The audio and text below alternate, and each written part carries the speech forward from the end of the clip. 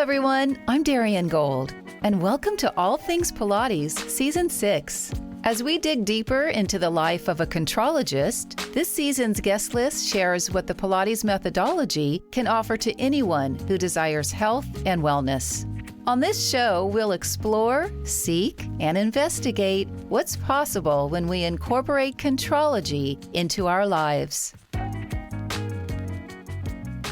Most of what we know about Joseph Pilates' efforts to get his Contrology system as a beneficial health program came from those who studied with him. We also know that Joe attempted to get the medical profession to adopt his system. However, what we really don't know about was his day-to-day life. In the early 1960s, Joseph and Clara Pilates welcomed an assistant named Lawerence Hayward into their lives. Lawerence spent so much time with Joe and Clara, documenting Joe's work, that he eventually moved in with them, spending a great deal of time in the Contrology studio. On this first episode of Season 6, we'll hear new compelling information about Joe's Contrology system that will make us all scratch our heads and think there's way more to this Contrology story than most of us have been told. And because Lawerence himself can't be here to talk about this part of the Contrology story, I've asked Dale Matzkow, who was a student and close friend of Lawerence's. Hello, Dale. Welcome to the show. Hi, Darian. Thank you so much for having me. Okay. How and when did you meet Lawerence Hayward? So I initially met Lawerence in 2010 via a phone call. I had started to hear rumors that there was a Canadian teacher that had studied with Joseph and Clara Pilates. And I took it upon myself to research it and get a hold of him and ask if he would take me on as an apprentice. And where was he at that time? He was in Kingston, Ontario.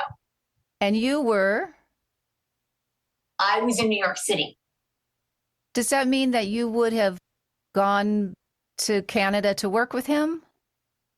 I only went to Canada I went several times to Canada, but I only went to his place one time. Most of your communications were by phone? Yes, correct. Will you fill us in then how Lawerence came to meet Joe and Clara? Sure. So he initially was studying dance with Hanya Holm. And Hanya Holm agreed to take him on as a student. He had a scholarship.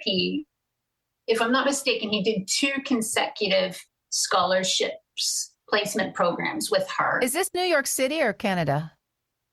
This was This was New York City. Okay, of course. And she had told him at that time that she had started to speak about Joseph Pilates, and she said that he might be looking for an assistant. And he said he waited and waited. She always promised him an introduction. The introduction never came. So he decided to go and search him out for himself. Did he go obviously for a job as an assistant, or did he go to the Contrology studio with a dancer's mindset and then see what was going on in the studio and thinking, oh, I want to do this work? I think a little bit of both. Yes. And he had a knee injury and shin splints that were very bad. And so I think that I believe that the introduction was for a rehabilitation aspect first and foremost. But then as soon as he met him, that was it. Did they hit it off right away? Yes. So their initial meeting, Joseph was at the studio. Lawerence came and he left him waiting a few minutes. And he said, stay here. I'll be right back. And then went off and did something. And Lawerence said he just stood there like, what is happening? I'm just standing here. And he came back a few minutes later and said, tell me your birthday. And he asked him for his birthday. He gave him his birthday. And Lawerence was 29 at the time that he was first introduced to Joseph. And left. He went into the back. He said, wait a second. He was researching So yes? he left him standing for the second time. Yes. Oh, my. After he got his birthday, he said he could see him. He was looking through some books and making some notes. And he came back out and he said, I've been waiting for you. Oh. Yes. Yes. So there was a definite meant to be aspect and spiritual connection between them. And that is something that Lawerence had always said from the very beginning. And then what happened after? So this was all while he's standing, then Joe goes away, then Joe comes back and says, based on his chart, you're the one I've been thinking about, waiting for. I've been waiting for. Specifically waiting for. Yes. Oh, that sounds like my love life. So, so then does he go back into the studio with him? What happens after that? He tells him to go downstairs and he has to get fitted. So he's got a pair of shorts with him, but he tells him that he has to go downstairs to get shoes and another pair of shorts. So I did some research and there was a store that was located within the area. I'm happy to send you the information later once I see it again. But he went downstairs and got like a ballet slipper. And like we see Joe and hit the photos. Yes. Yes. And he was fitted for that and came back upstairs. And I think he said it was pricey for him because it was like $1.75. Uh-huh. But he had just spent a lot of his money getting to New York on a bus ticket. From Ontario. So, yes. Yes. Did he start classes right away after he was suited up? Right away. Oh. So one of the pictures that I have, I believe it's on the website. We're updating the website right now, but it'll be up and you can see it there. That was his first hour with Joe and Clara in studio. His first hour. He already had him working out. Does he describe that first time? He said it was intense, but he said he was up for the challenge and he was focused. He said Joe was incredibly energetic and not forceful, but direct, we'll say, but very energetic about him being there. And I think he finally felt that he could push him without even really knowing, but he could push him. And Lawerence was tall. He's like 6 foot. So he was tall. Joe was just 5'5", right? Yes. Okay, so he liked those 5'7", big men. 5'5". Oh, 5'5", okay. Yeah. And he had an hour of Contrology. He had 45 minutes of Contrology. Okay. But I think he lingered after because he did say that he stuck around for talking. There was a couple of people working, but he said they were gone very quickly. So it was kind of just the two of them. And Clara was there. Did Clara assist in any of the teaching? That day? No. She took a picture. Oh, she documented already. Yes. So she took a picture. So Joe only taught 45-minute classes. He never taught an hour. I don't know that to be true. That was his first session, but he said it was 45 minutes. And did he talk about going back to dance class or Hanya home? Yes. And how that did his knee get better? He could not believe how strong he got. His shin splints, he said, completely, they disappeared. They healed. I do not believe from what he said that Hanya was happy that he went to Joe. What? Yes. So there was some, Pilates drama. Yes. God. So even though she wasn't a Pilates instructor or Contrology, she was a dance pioneer.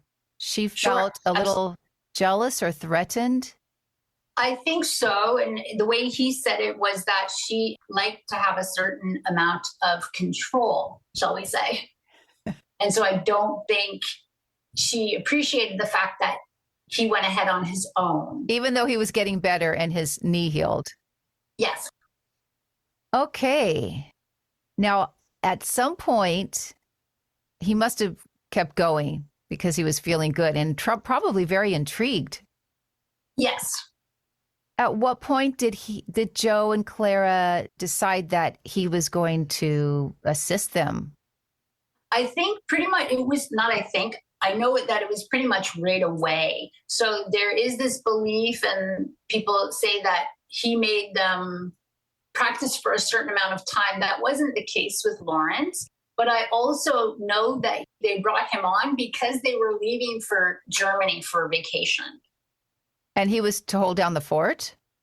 Yes. So I feel like they didn't have a lot of time to get him in there and get him going before that they could leave. Was my understanding of it, yes. Did he start teaching? He started teaching right away. Oh, that's bold. Yes. But again, I think it was out of desperation. When he did start to document, did Joe and Clara, maybe this is too analytical, but did they sit him down and say, we have this idea that we want to take the work to the masses and we need someone to write it in a way that would, no, nothing like that? No, I don't think it was like that. I from what Lawerence said, he was just trying to document everything. So he did have a lot already done on his own. He was always creating. That's for certain. Joseph. So we know, Joseph. Yes, we know that the method, and he said that the method would always have progressed. It would have always progressed. That was his intention. That was directly from Lawerence, that he was very strict about that. I will say that one of the first things that Lawerence said to me on the phone, because I was so excited and so passionate, he said, do not put Joseph in this position of being a god, because he is not that. He was a man, and he was incredibly giving and shared everything that he knew and really genuinely helped people. He did believe that his method would heal the world. He really did. Unfortunately, we didn't get to see that so much in his lifetime, even with the amount of people that he had already helped so much, right? So I think that's something to consider as well. Lawerence started as a student for 2 seconds and then became a teacher. Yes. Was he already teaching perhaps fellow dancers that had heard about Joe? He was teaching some of his friends, and then he started teaching his own clients. Did he know enough about the apparatus that he could put them on the reformer and then take them to the Cadillac? Did he know enough of the system? So when he first got there, the plan was he worked out every day. He observed. So he was an apprentice. And that's exactly what Joe wanted him for, is to be an apprentice, not a client, so to speak. And that is, I think, what directed him more into photographing and copying all of the equipment. And it was kind of like they left him and said, study this, and that's how you're going to learn. And he was like, wait, what? And he was trial by fire. Yeah. He was a little overwhelmed, for sure. But he said he didn't have another choice. That was the choice that was given, and he did what was asked of him. Did he ever mention some of the other students that are now what we call the elders? Did he see them in there, whether it was Carola or Romana or Jay? So he had not heard of Jay. He didn't? No, he didn't. Okay. But again, California, right? California, New York, he might not have. He had heard of Romana. So he had some dealings with Romana as well. But Carola, I just found this out recently, was that there was a connection with him and Carola. And when I first started speaking with him, he was the one that told me, you have to find a Carola teacher. You must find a Carola teacher, because she taught the most like Joe at that time. Yes. At that time. When you see footage of her teaching, it seems very obvious. Yes. And did you find a teacher that worked under Carola? Deborah Lesson. Okay. There's nobody better. I mean, she's just in a field all her own. And so much respect for that woman. She's unbelievable. Speaking of our dance connection and the dancers at that time, Hanya Holm, choreographer included. Sure. We know that the physical culture movement influenced Joe, as well as these dance pioneers that were mostly all women. Did Joe ever talk about that? So that's the first thing that Lawerence said to me. Second thing, after, do not put him in a God platform, because he would not be happy with that. God status, he wouldn't be happy with that. He did say, be careful of what you say, because it is not his method. And I was like, oh, brakes on, what? And he said, no, it is Bess Mensendiek. And people weren't even discussing her at this time. Say the name again. So Bess Mensendiek. Okay, so that might be new to most listeners. Sure. And if you start researching her, you will see that there were similarities. I believe, I had it written down. I can send you that information as well. But she was in New York at the same time. But he said that the method came from her. Is she German? And he always corrected me on that, yes. But raised in New York, though, I believe. Okay, so was it like a dance warm-up? Her work was more therapy and physical culture movement, but she did a lot of work. The more I researched it, she did do a lot of work with women. How did Joe emulate her? Did he study with her, or how did those two paths cross? I am not sure of that. Only that I know that they were in the same areas at the same time. Okay, osmosis. And Lawerence said that was something that was, I don't want to say secretive, but it's not something that Joe discussed. Do you think that Joe didn't discuss it because he really wanted to give the impression this all came out of his brain? Yes. Okay. Yes, I do. As the Contrology system was evolving, though, did Lawerence ever tell you anything about the environment in the studio that he was documenting, or was there a specific protocol? Like some of us definitely, I mean, maybe I can only speak for myself being a Virgo, but you come in, you take your shoes off. Yes. And there's a way in which you treat the apparatus, the way you treat your own body when you're on the apparatus. Was there that kind of emphasis? For sure, there absolutely was. And autonomy was taught straight away. And that is part of the method. It is a way to organize the body, to have people be self-sufficient so then they can go out and live their lives. And so that attention to the details was important for sure. And it was expected that you did follow the rules. There were rules. But that was Joe's take. It wasn't that he learned that from. No, that was Joe. And maybe his training. Sure. Previous training. Yeah, I believe so. But I also believe that that's how the studio was run. There was structure, and you did what Joe said. Lawerence? There wasn't any qualms about that. Yes, it sounds like it. So Lawerence at some point moved in with them? He stayed there. He lived there. And then on the weekends, he would go up to Beckett. With the two of them? For assisting help there as well. At Jacob's Pillow or just at the cabin? At the cabin. Was Jacob's Pillow happening at that point? I'm not sure. Lawerence wasn't there. He only talked to me about Joseph and Clara's place in Beckett. And what did he do up there? He slept on the mats. He stayed there. He lived there for this period. And he documented everything. That was kind of his learning. And he was asked to document everything.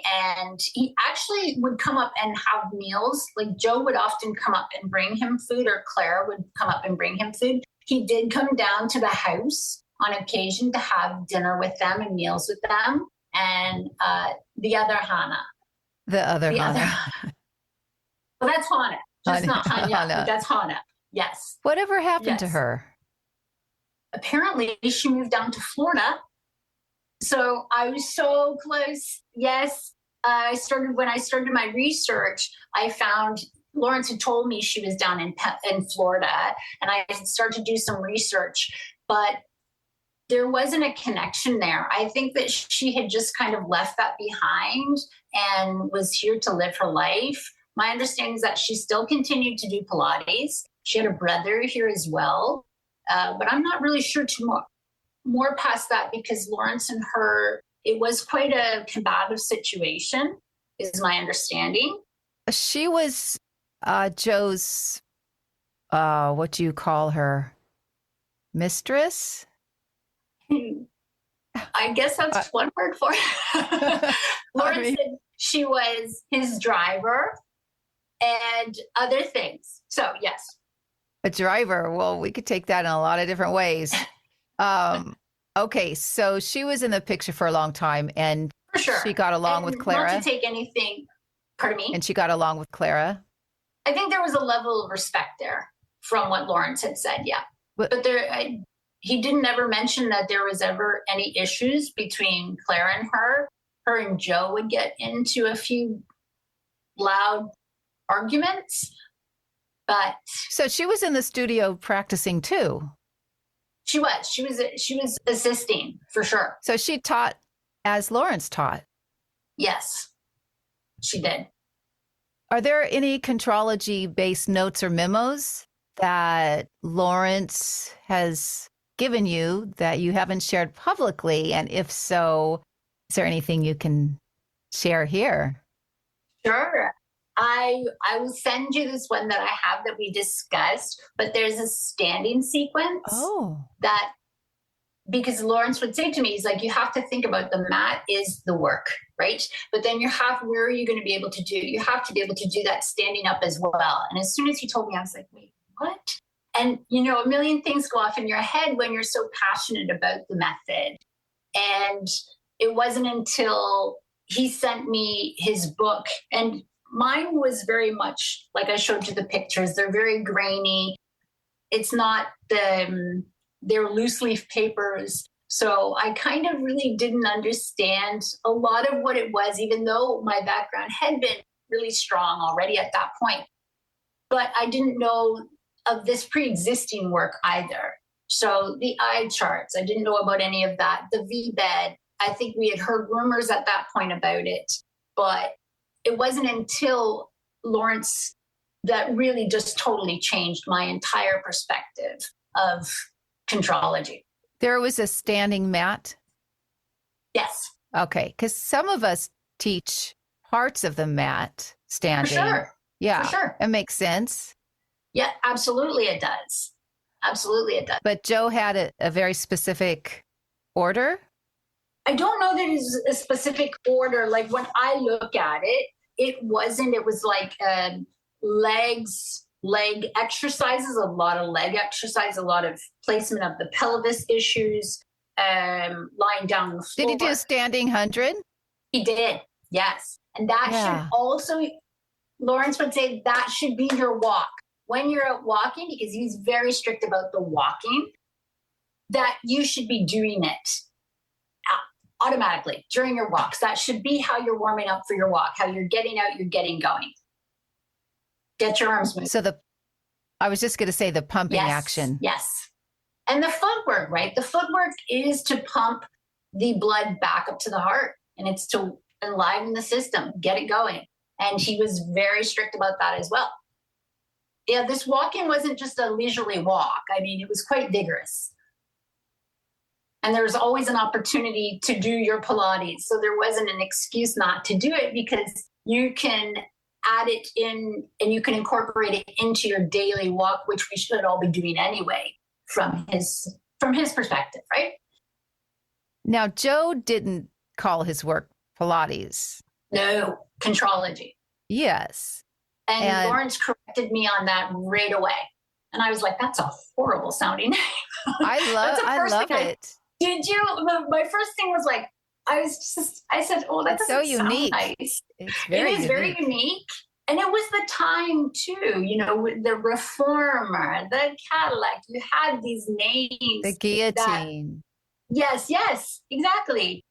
That were, for that time, they were fine. We would never probably really name something that the reformer now at this point. But he called it the universal reformer. Yes, he did. Yes. Okay, so you have information, or you have a part in the book, or loose pages that Lawerence Loose left pages. Yes, about this Yes. a standing routine, a sequence. Yep. Then we Yes. have the eye chart. Eye exercises there, and it's funny, I was just going back through them today, and I was like, the eye work. But the eye chart, so is when I went to Lawrence's, I saw it right away, and I didn't think anything of it until I was leaving. I said, what is that? And he said, it's an eye chart. Was it hanging up? But he looked at me Was like, it hanging up? it was sitting at his desk, in front of his desk on the wall. And I said, that's very different. What is that? And he says, it's Joe's eye chart. I said, what? Wait, back up. What are you talking about, an eye chart? He said, what makes you think if you don't exercise the entire body that you're not exercising the eyes? You have to exercise your eyes. And then going through the notes, I was like, it's right there. He did talk about that. So it's really interesting to see that, the eye rolls and the eye charts. That being said, he had this circular eye chart, which actually they called a kaleidoscope. I do remember him calling it a kaleidoscope. Can you chart. describe that for our listeners? Sure. It's circular, and it's divided up into pie shapes, and it goes, the innermost circle is small. There's small letters. The second set is larger letters. And the third set is their numbers. I wonder why that is. Why do you go from numbers to letters? Right. I'm not sure. And he didn't, and it's funny that you said that, because I remember asking, well, how do you use it? And he was like, it's an eye chart. He was just so annoyed by the question. And it's circular. And he said, what's the pattern that your eyes make? Once you start to think about it, because our standing eye charts, if you look at what an eye chart is, so when you go to the eye doctor, they're vertical. Linear. Right? So, right. So he said the same thing. He's like, you do the same thing here. You cross, and then you have to go up and down, and then circular, and then on the diagonals. And then what do you call out the name or number? Yes. So you do the entire sequence. So I'll explain to you. You do the outer circle first, the outer numbers first, then you do the second sequence, and then the innermost sequence. And then you reverse the direction. You're starting with the innermost to the outer. Okay. So you're moving your eyes and you're using your mouth to say T or P or 7. Oh, okay. Yes. And then you go on the diagonals as well. Okay. And then you do the entire sequence again, covering one eye. Wow. Now, what is the benefit ultimately? You're exercising. Sure, you're exercising and lubricating your eyes. So if you lubricate your spine, you should be lubricating your joints, your eyes. Did Joe believe that this was part of a daily workout? Yes. Oh. Yes. I know, it's exciting, right? Yes. Yes. Okay, well, that makes sense because he has the hands tensometer. He has the toe corrector, absolutely. So our extremities. Yes. And the pivoting, on the high chair, the handles that pivot, right? The shovel handles, they rotate. They do? On the original chair. Yes. Okay, wait, say more about that. Okay. So the first time I had heard about this, Lawerence had said something, and I just kind of like in passing, I was like, okay. And it wasn't until I saw a picture at Sean's. I was like, what are those? Sean Gallagher, sorry. And that I was like, what are those? And he's like, shovel handles. And it was only then that I started putting all of it together, like, That's what he meant. Okay, so a lot of us who have the electric chair or high chair have the shovel handles. Yes. But the handles don't move. So the poles, they should move. I'm not sure. Mine's super old, from 96 or something. Oh yeah. So back in the day, they had a screw in them. So he would just kind of screw them in to block them in place, but you could also unscrew that so they would move. Where are they moving to? So they would rotate. Rotation. So you're doing pronation and supination? Yes. With the forearms? Yes. And from the shoulder girdle. So right? So it would be this. Oh, that makes sense at what gymnasts do, male gymnasts in particular. Correct. Oh, yes. I wonder why they stopped manufacturing that little component. Probably like everything else, somebody probably got hurt. Okay, so the same idea with the handles on the reformer when we do the swivel. Yes, they have to swivel. And and again, I asked Lawerence about that. And he was, again, kind of dumbfounded. He said, yeah, they have to swivel. And it wasn't until recently. So anytime on the ladder barrel, I have always taken out my top rung and replaced it with a swivel bar. I've always done it.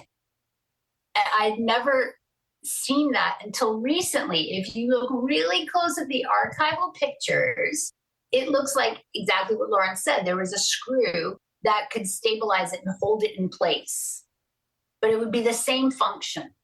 So if you're doing short box, for example, you're sitting on top of the barrel, your feet are underneath the top rung. If it's swiveling, the stability has to happen more in the center because there's all this play happening in the ankle joint. Is that what it is? Correct. But then they also, if somebody wasn't ready for that, that's where the screw would go in, prevent that moving. So I think there's two things of that. I think that like several years ago when we found out that the ladder barrel actually moved. Yeah, mine's solid. Yeah. Right? For so many years, everybody was like, oh, it's fixed and it's just this one size. And that's not true. It moved. So originally, Joe had the ladder barrel moving on a track. Yes. Or something. Yeah. Yes. But that's what Lawerence said. He said it was adjustable. That there was another one, though, that was fixed. So he said there was a fixed and one that moves. So I'm not sure if it was the same one, but we do know this from Joe's work that he often had two pieces of equipment or several pieces of equipment that he was working on. That makes me think about the petty pole. And for a long time, we just thought there was one. And then the one with the seat. How did that come about in terms of? Sure. If you think about it, right? Our feet, if somebody's not stable, you're going to cut that amount in half. And like Lawerence would say, the knee becomes the fulcrum. So you want to omit that and have them on a better base, which is they're behind, so to speak. Those are his words. So it made sense. Have you worked on both pedipoles? No, I haven't. I haven't worked on the one with the seat. So you can sort of recreate it.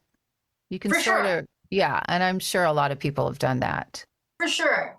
And that's, I think, the biggest thing. Like Lawerence just had such a matter of factness about the method, and he didn't like a lot of questions, nor did Joe.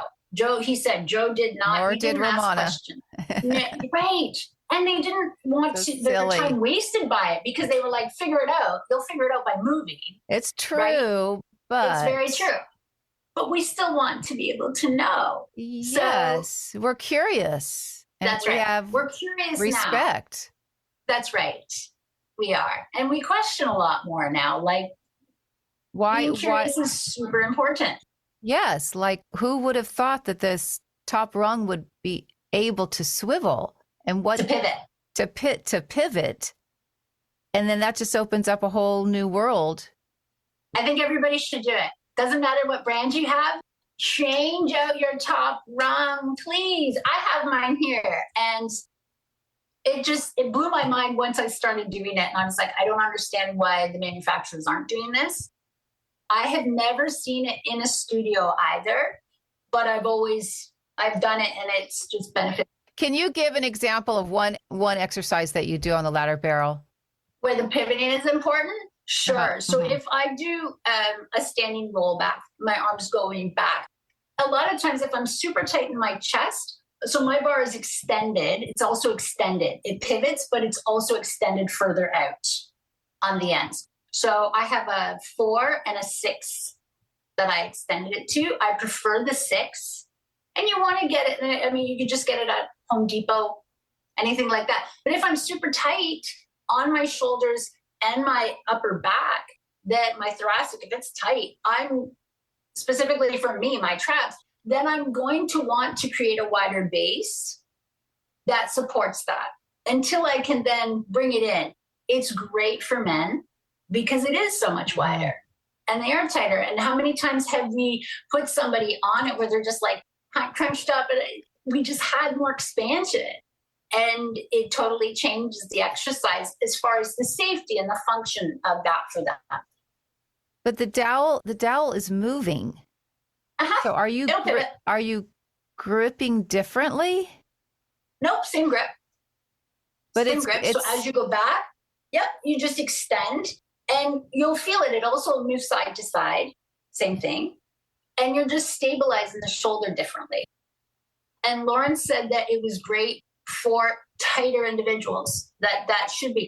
But if you looked even on the chairs, I know on Lawerence had also different very primitive pieces of equipment, shall we say. And a lot of times they extended. So they extended the foot bar. It really is. Like, it's a wider base. So it's more intuitive. It's more intuitive. It is so much more intuitive.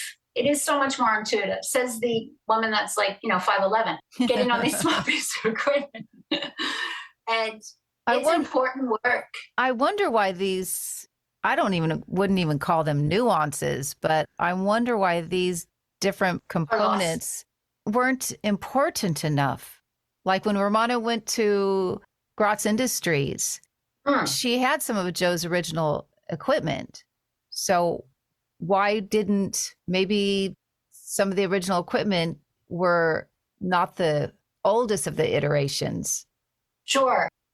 So I did have a workout partner, somebody that I went through the program with, and she had Basel. Which program did you go through? Authentic. Okay. Yeah. So she was with me under Brett Howard. Okay.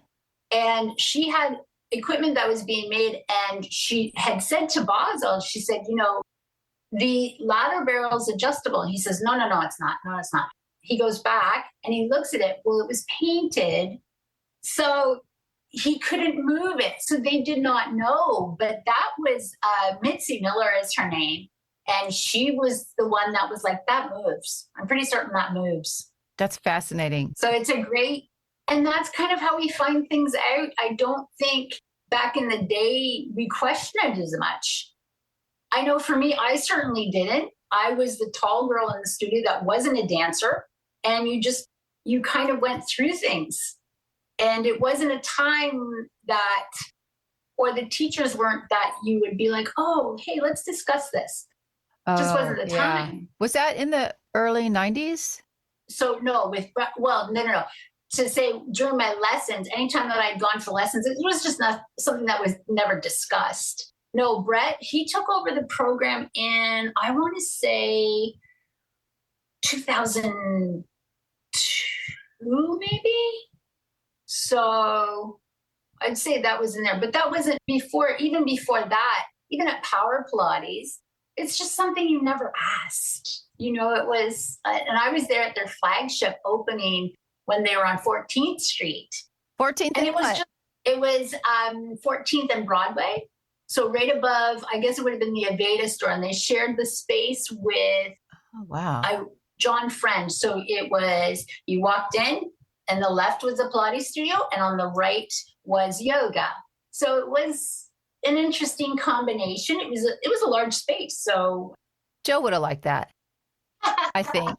Because he was influenced by yoga. He was, but it's not something that he was very careful to say. And I used to tease Lawerence because I was like, it's all yoga. He was like, it is not. It is not yoga. And For he sure. was very upset with it. And he said, just be careful you're not saying that. But Yes. now we look back at it and you can't say that it's not influenced in some manner, just like gymnastics, right? For sure. Hey, everyone. Want to level up your teaser? When I'm not interviewing or editing, I'm helping students just like you get to the next level. If you'd like to understand the Contrology technique, come learn from me, whether online or in person. Just know I'm here and happy to help. Now, back to the interview. Well, what about the V-bed? Sure. So the V-bed, well, I was It's told, not called the bednasium? it is called the bednasium, right? It is the bednasium. But the V-bed, I have my picture and it just says V-bed. Okay, so the V-bed wasn't the bednasium. The bednasium, the V-bed, no, the V-bed, it just says V-bed on this one. Okay, so the bednasium, that's a little bit like the Can you see? Cadillac. Yeah, I can see It's that. very similar. So when Lawerence gave me this, he said that, because I was like, that's weird. That's kind of the one that everybody was talking about. Like, how do you use that? But in the second picture, you see there's a board over it. So it does become, Lawerence said you just put a board over it. Then it becomes. It's like a tower, a combo that people have. It's a tower, right? It's the original combo tower, right?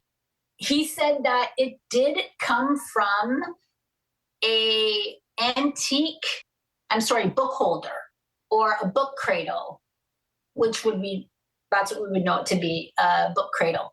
That was after that because it protected the spine of the book. And that just also blew my mind.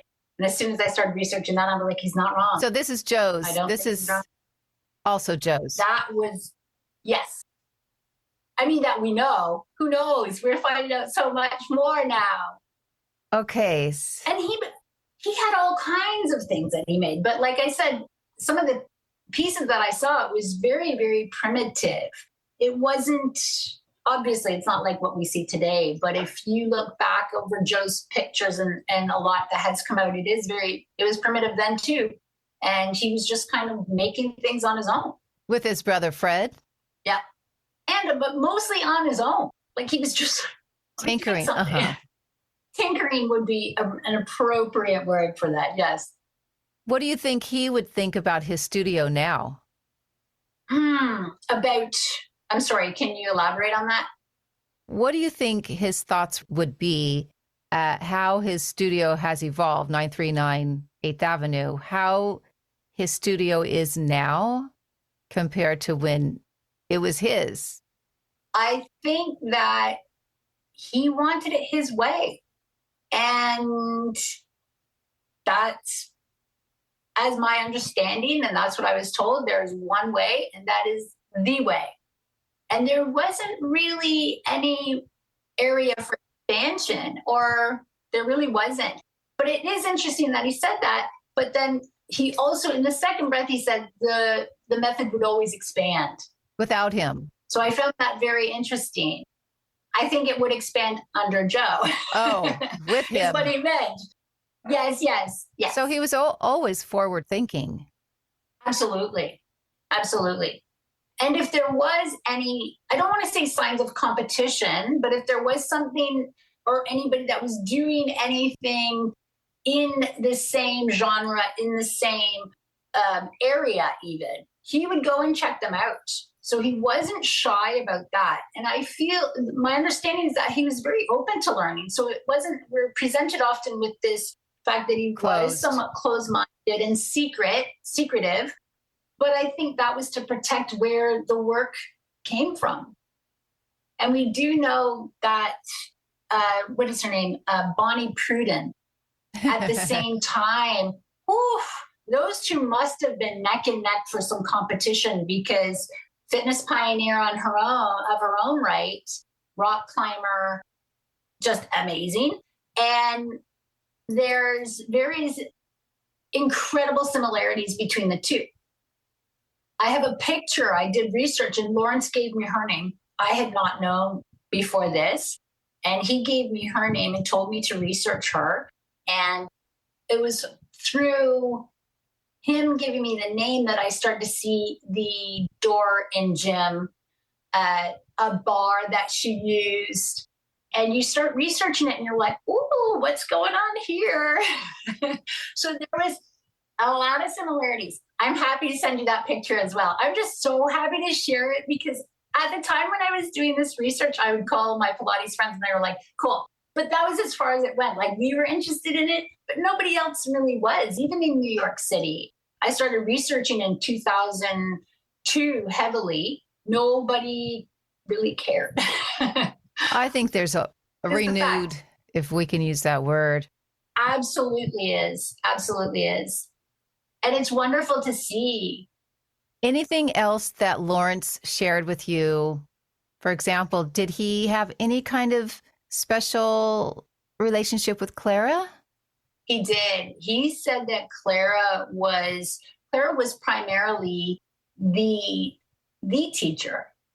So she did so much. And where Joe was so rough around the edges, she was let's say she was the smoother. And she definitely smoothed out anything that he kind of created with a lot of the clients. There was that. There was tension. And she definitely stepped in. Was she as hands-on as Joe? Hands-on, yes, but not in the aggressive way, I want to say. Okay. He said that her touch was caring. And it would, what's the word that he used? Well, he said that when she put her hands on you, you knew it.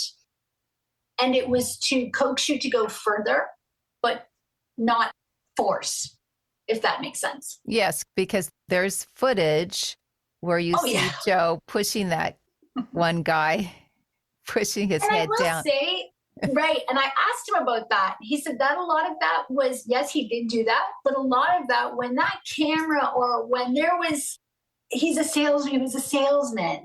And when that was there, that came on. And he was selling something, right? And it was his method.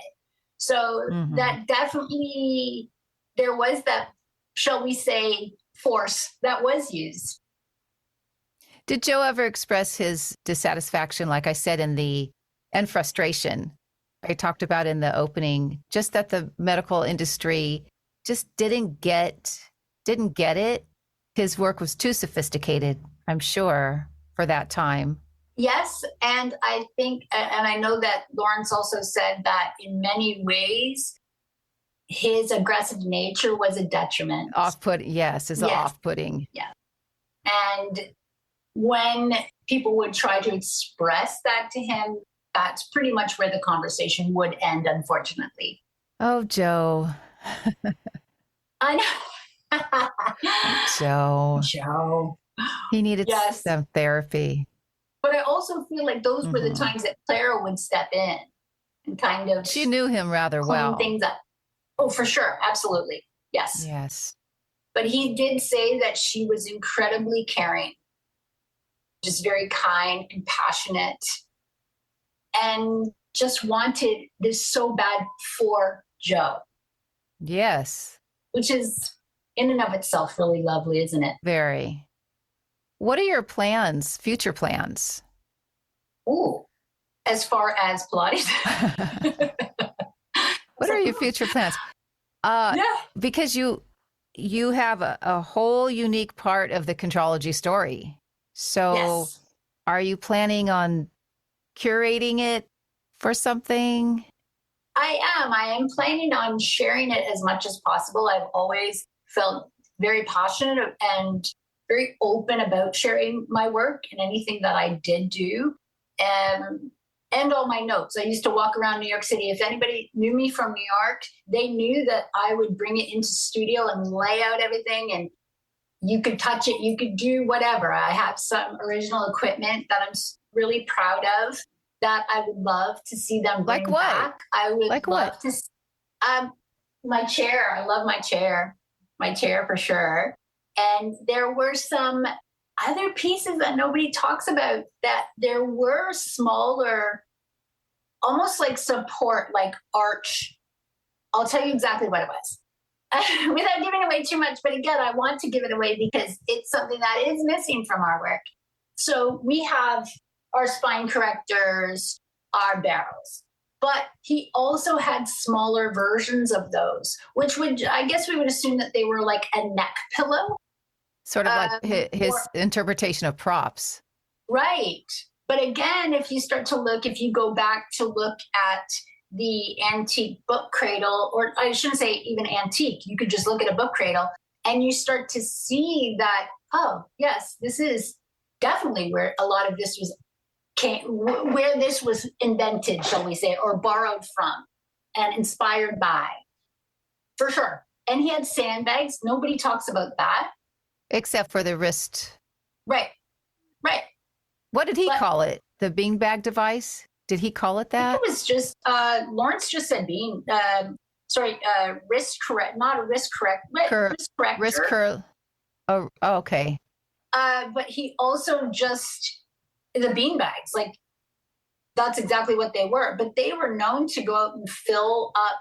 There was for lack of a better term, I guess a cotton bag is what Lawerence had several of, and they would just fill them.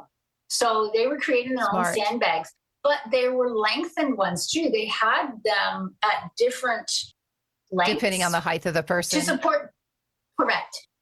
Depending on the person and depending on what part of the body that they were securing down, which unbelievable. That's interesting. I was like, wait, what? So we're so used to having, and sandbags they're kinder to the body, but he would weigh down the thighs with them and the ankles. Yes. And Lawerence had them as well. But again, they made a lot of their own things. Like when I started asking him about what manufacturers, what this, what that, he was just like, you just made it. And that was one of the first things he gave me that I put up on his website and on my Instagram, was the measurements for the mat. And you should be making your own equipment. So those are on both mine, Pure Pilates NYC on Instagram, and on Lawerence Hayward Contrology. Did the original mat have the hump? No, not this one. Yes, there was one with that. Remember, we had several, but this one was just the mat that Lawerence was saying, you have to make this. Okay. I always found that interesting. He's like, just make this. What? Okay. But they used what they had too. Like Lawerence had bits of wood. And you see a lot of Joe's pictures that he had slices of wood. They would arch over those. It was a chair. It was also, it was a mini spine corrector. It was a mini barrel, but they were just pieces of wood. They were a trunk. And the barrel idea came from the keg? Yes. Okay, because that's what we were told. And then the magic circle was the steel metal. That's what I was told as well. Are there photos of Joe and Lawerence? Yes. There's some up on my website. So my website, we're putting additional things up on it right now. So it's down, but on Instagram and on both of ours, so Pure Pilates NYC and Lawerence Hayward, there's pictures of them that I had put up a couple months ago, and of him and Joe.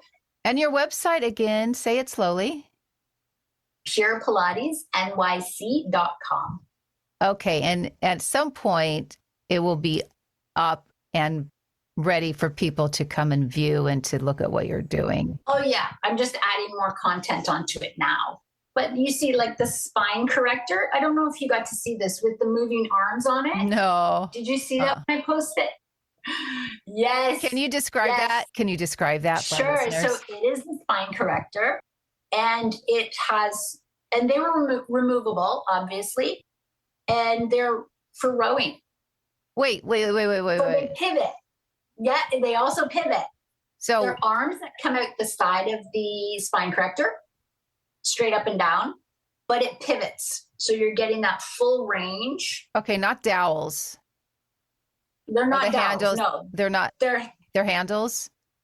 There's a handle on them. So you would take the handle off anything else that we were using. And there's a spring on it as well, but it is attached to a pivoting full arm. And when I asked Lawerence, I was like, what is that?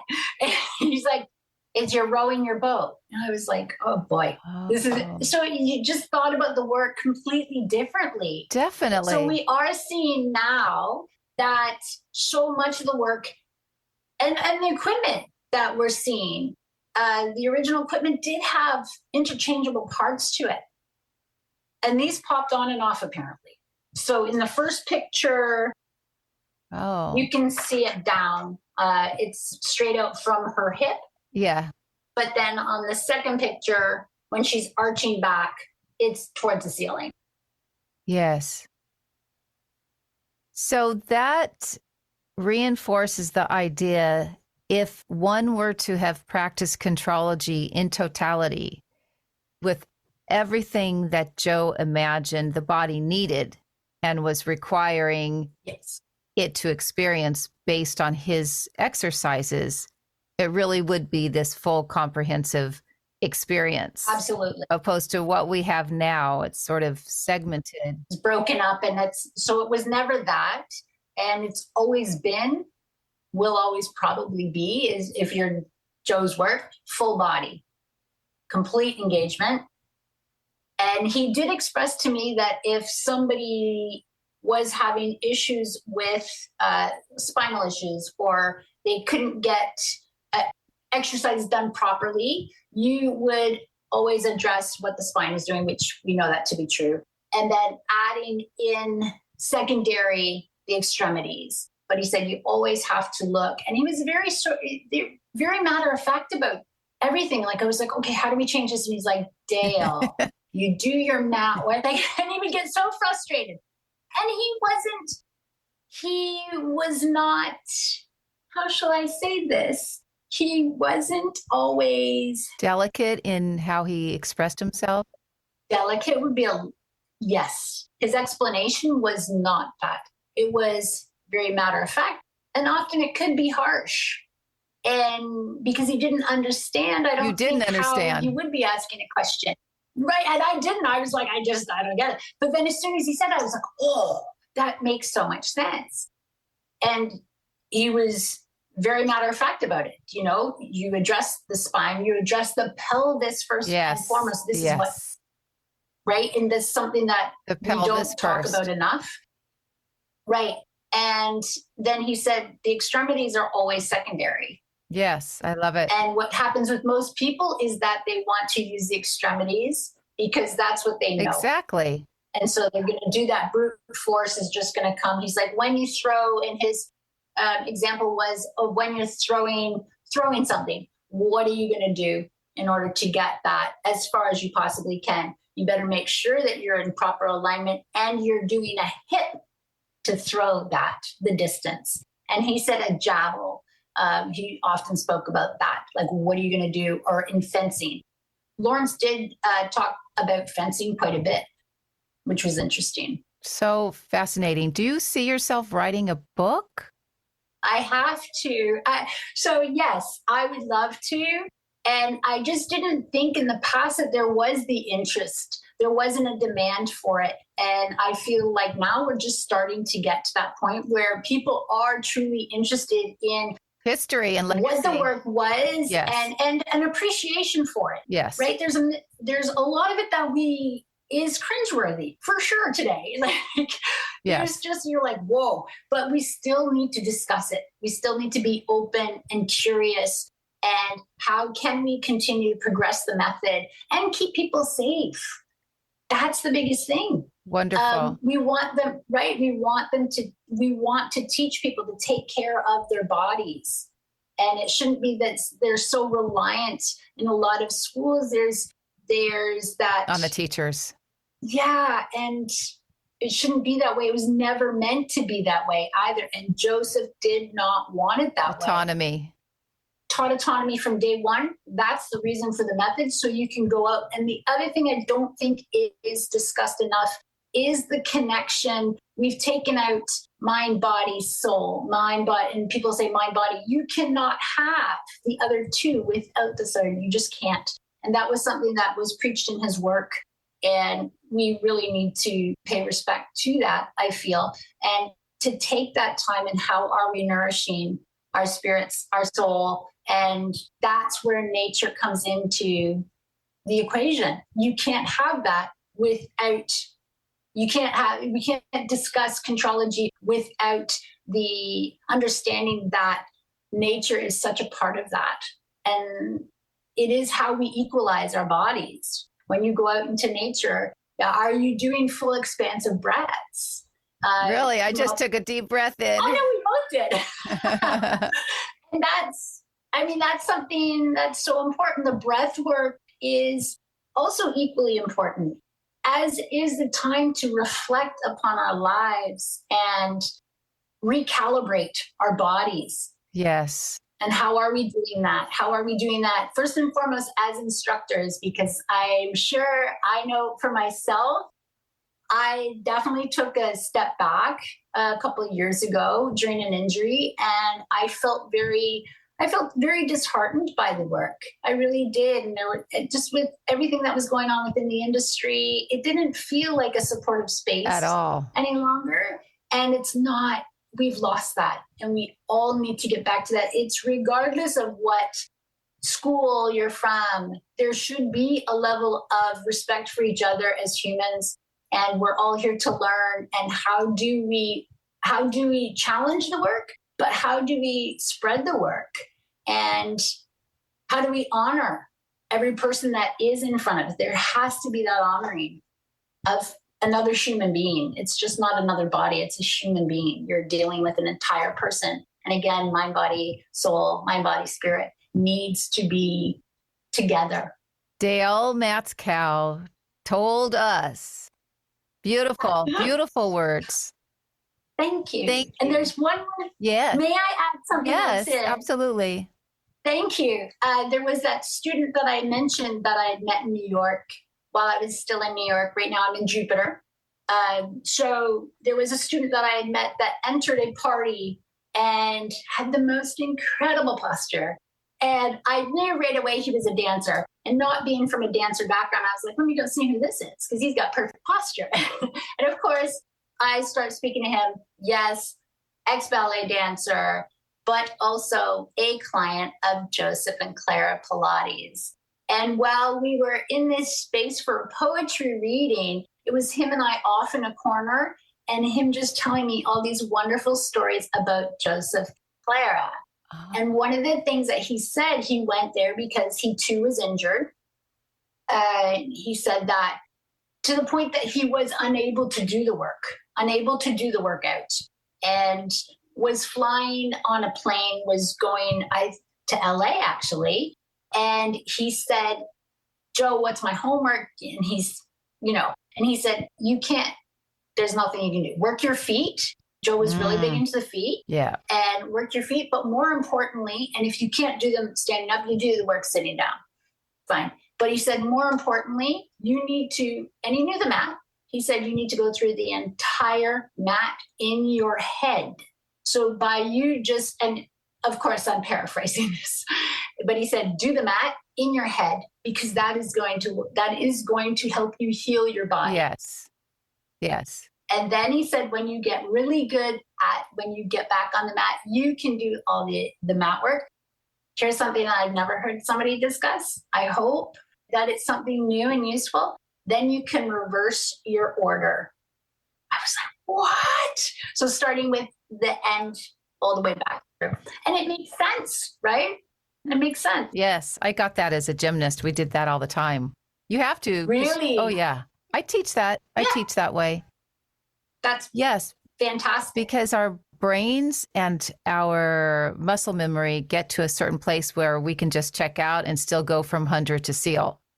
Then you have to start thinking about, how do I reverse the order and everything? And if you start on the right, I used to have students that If we started standing on the right side of the reformer and we always led with the right, Mm-hmm. then some days we'd only do leading only with the left, and that tripped That's up right. people. Yes, we did that. Same thing. But I had never, until he told me, I had never heard to do your reverse mat. Yes. Once you've gotten so great at it, or as great as you think you're going to be at it, to reverse it, because it just makes you think about the work very differently. Yes, it's great homework for all of us. Isn't it though? Isn't it Yes. though? Yes. Yes. Thank you, Dale. Thank you so much for sharing all that you know. Thank you so much. I'm so happy and really honored to be here. And thank you for the opportunity to talk about Lawerence and get him out there more into the world, and his memory and all that he has given us from Contrology. All Things Pilates is produced, written, edited, and hosted by me, Darian Gold. Mastered audio mix, Fabian Romero. Original music, aka Johnny. And we'd love for you to leave us a review on Apple Podcast or Spotify. That way you let all of us know what you like about All Things Pilates. Also, if you're interested in helping to support this podcast, become a subscriber. It helps to cover all the back-end costs that accrue when producing a show. To learn more about how you can be part of our growing community, check out our show notes. I hope you see things that startle you. I hope you feel things you've never felt before. I hope you meet people who have a different point of view. I hope you live a life you're proud of. And if you're not, I hope you have the courage to start over again. F. Scott Fitzgerald.